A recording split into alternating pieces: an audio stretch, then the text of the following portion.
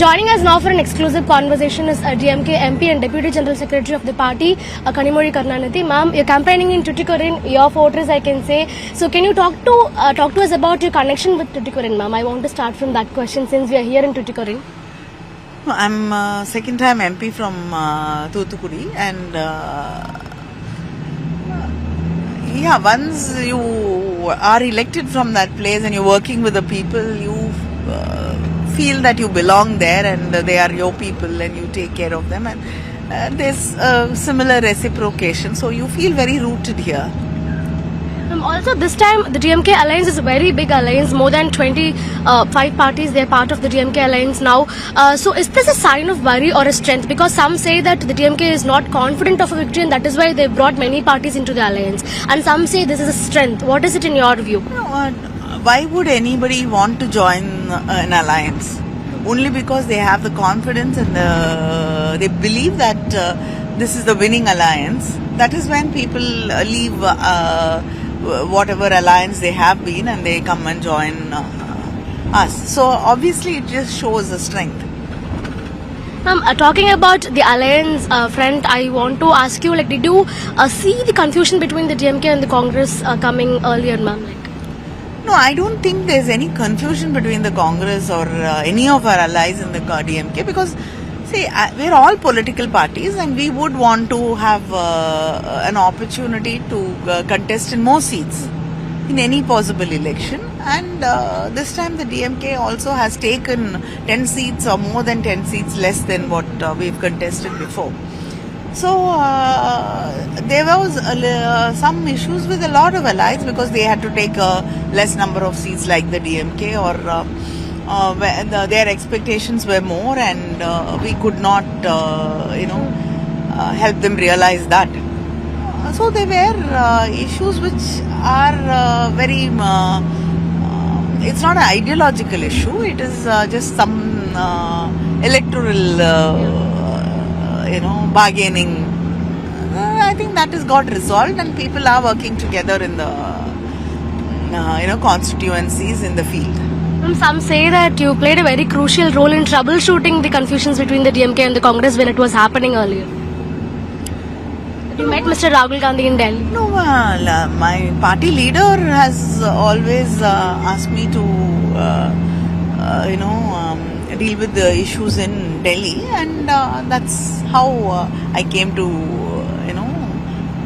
talk about the alliances or any schemes for the government or anything. I've been made the representative to deal with issues like this, so I have to do it. Also, as far as the DMDK is concerned, some also say that you played a very crucial role again in bringing the DMDK on board into the DMK alliance. Can you speak about that to us? No, I mean, personally, I have always had a very good relationship with Mr. Vijaykant and Madam Premalata, and so I just spoke to her and I said it would be nice if we could, come into our alliance and work together. But after that, the party leadership is the one who dealt with them and finalized things. Ma'am, you are the head of the Manifesto committee in DMK, and of course the DMK has made a lot of attractive announcements, I must say. So particularly talking about the 8,000 rupees coupon announcement, where did the ideation for that particular announcement came and how did you formulate it? No, because a lot of people had different expectations and many suggestions were there, and so we thought this is the best way, to give the people the choice to buy what they wanted. Why should a common man choose your manifesto over the manifestos of other political parties? See, because it is not actually our manifesto, it is their manifesto. Because we met the people, we've got over 80,000 opinions, ideas from the people, from experts, through different, when we met them, then through AI platforms, or through emails, WhatsApp, calls. So we've got, people's opinions of experts. Over 80,000 of that has been compiled. We have looked into that and then, made this manifesto. And one more thing is, CM was very clear that we can only promise things which are 100% doable. Even when we have the slightest doubt whether it is possible or not, never saw the light of the day. So this is a manifesto which is completely doable, and we've consulted experts again, and experts on finances also, whether to see it's possible or not. We are not making any empty promises, because some people are saying that they'll waive loans, and which is not possible anymore like before because of the RBI regulations. So we do not want to mislead the people in any way, and we've also taken into consideration everybody's needs. So I think that way our manifesto is far superior. With the manifestos of various political parties coming into the scene now, the debate about freebies has also once again picked up the pace. So some call it is not only about the DMK, it applies to all political parties, but there is always one section of people who call the welfare scheme announcements as freebies. So what is your response to that? See, you can call it whatever name you want to, but then I want to know who calls it what. When you come from a privileged background, it looks like a freebie. But when I come from a family which cannot afford to buy something, or which cannot afford to do something, or even educate a student, like the Tamil Nadu government gives this, girls who go to college, 1,000 rupees a month. It's called Pudumai Pentittam. You can call it a freebie. But then it is a social investment, because it's ensuring that the girl will be able to finish her college. So anything can be seen from a different angle, and we've seen economic experts like Amartya Sen also have said that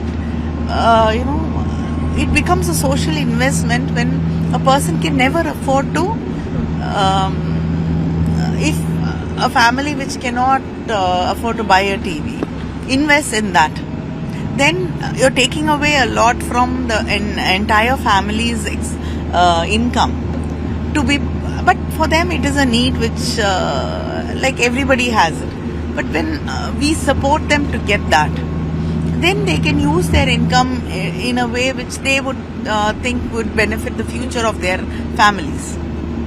Also, I want to ask you about the other announcements in the manifesto. This time, the Kallingar Magalir Urumai Thogai has been, you've told that it will be increased to rupees 2,000, and the amounts in Tamil Pudadval and Pudumai Pen, that will also be increased. So, what are the objectives behind these announcements, and why is that the Chief Minister calls your manifesto a superstar manifesto? It is gender neutral, by the way.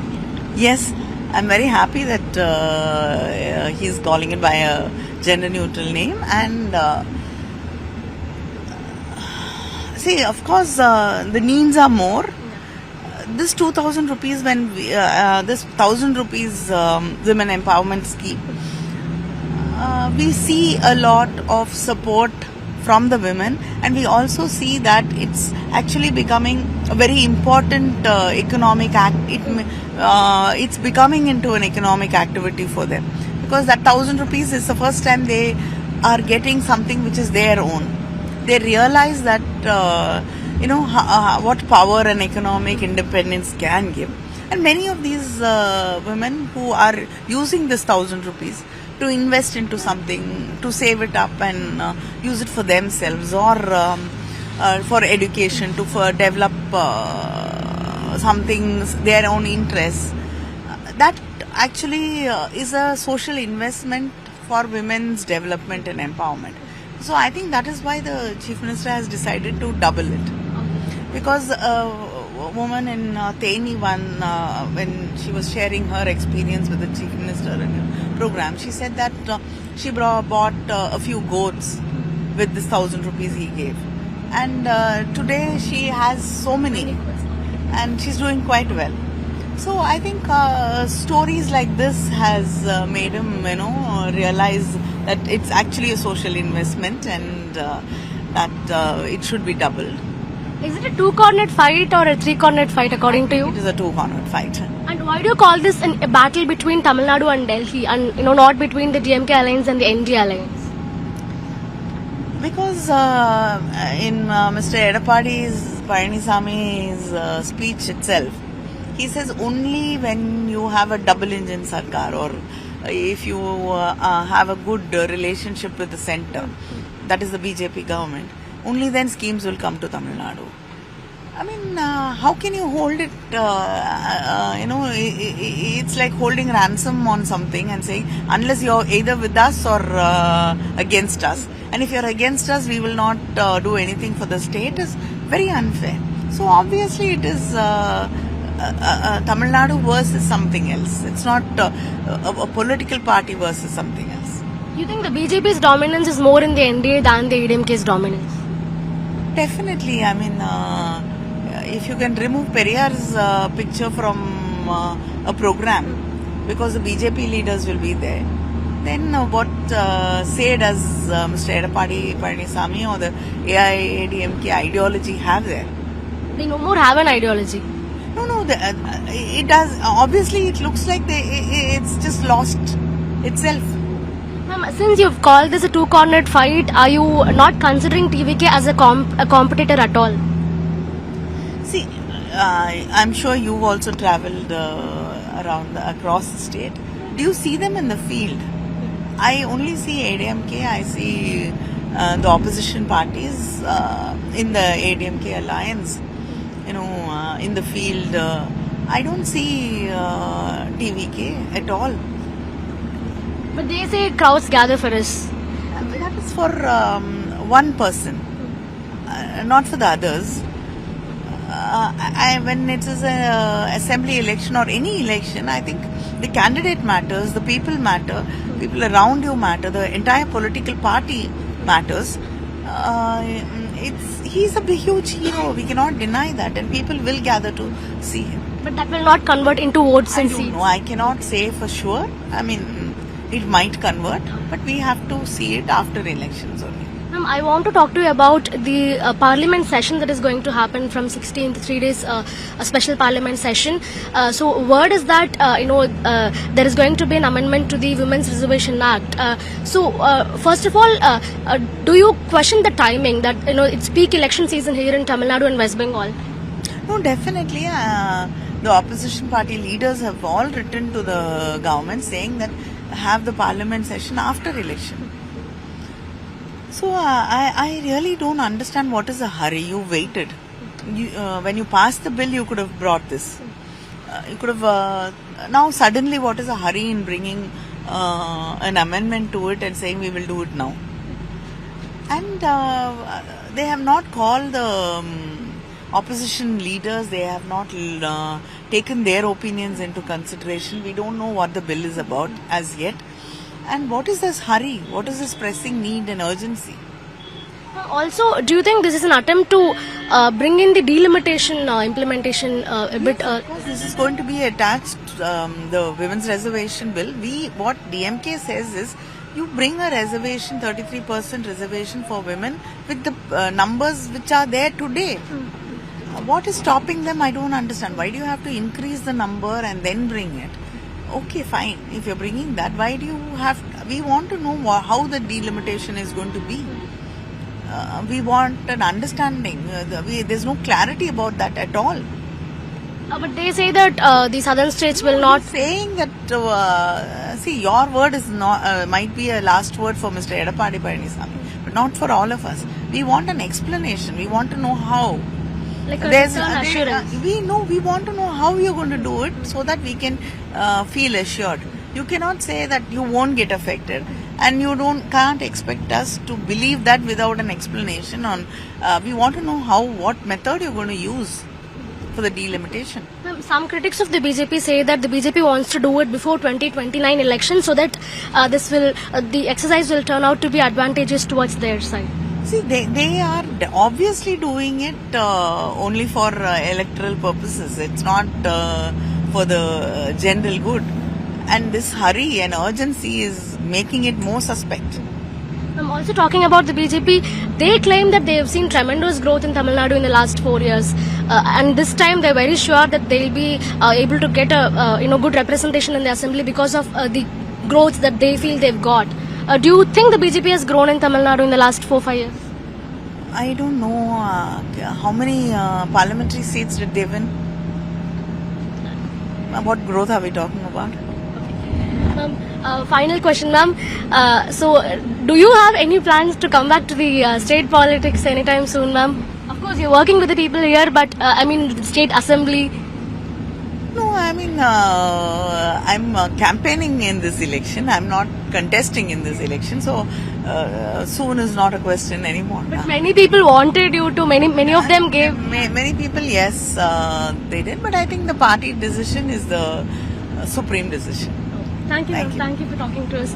That is DMK MP Kanimuri Karunanidhi telling us that this time the DMK is very confident of a victory, and being the head of the manifesto committee here for the DMK, she is very confident that their manifesto is of course the superstar manifesto, and the common man will definitely choose the DMK's manifesto over others. And she's also spoken about how the women's reservation bill is going to be tabled in the assembly in a very urgent in the parliament in a very urgent manner, and that the timing and the urgency raises a lot of questions is what she has to say. Let's wait and see how the other parties respond to these statements. For the time being, Daniel Jay Prakash for Times Network from Tuttikaran.